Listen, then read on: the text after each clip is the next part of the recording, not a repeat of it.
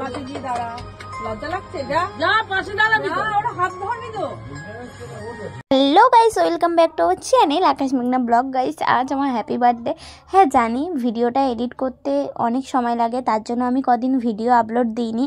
আমার বার্থডের একদিন পর আকাশের বার্থডে ছিল, তো যাই হোক ভিডিওটা এডিট করতে প্রচুর লেট হয়ে গেছে, তো তার জন্য একটু লেটে ছাড়লাম। তাও তোমরা উইশ করো, তো কোনো ব্যাপার না। আর এখানটায় দেখো আমি সুন্দর করে রেডি হয়ে গেছে। আর আগের দিন তোমাদের সঙ্গে শেয়ার করেছিলাম যে আকাশ আমার বার্থডেতে সারপ্রাইজ দিয়েছিল, কেক এনেছিল।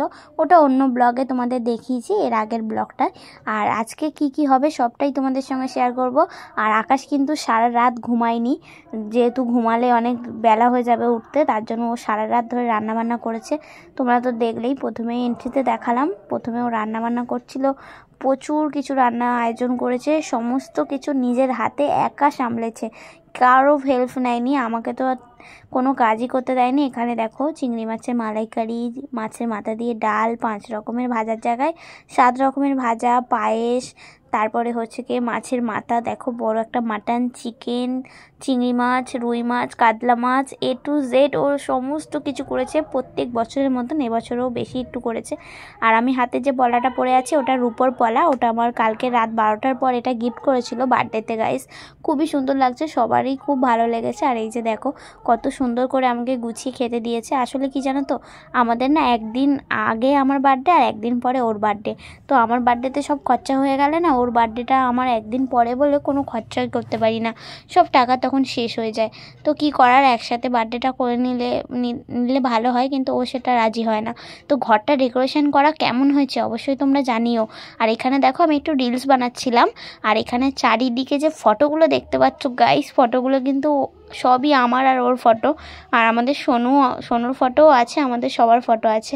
আর আমাকে সারপ্রাইজ দেওয়ার জন্য আনলো, দেখো এখানে কেকটা দেখানোর জন্য। কেকটা দারুণ, খুবই কিউট কেকটা, কত সুন্দর লাগছে, তোমরা দেখতেই পাচ্ছ কেকটার ডেকোরেশন।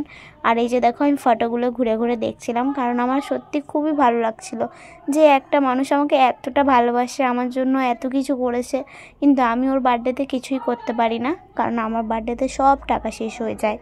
আমার তো ভীষণ ভালো লাগছে, আর কেকটা খেতে দারুণ ছিল।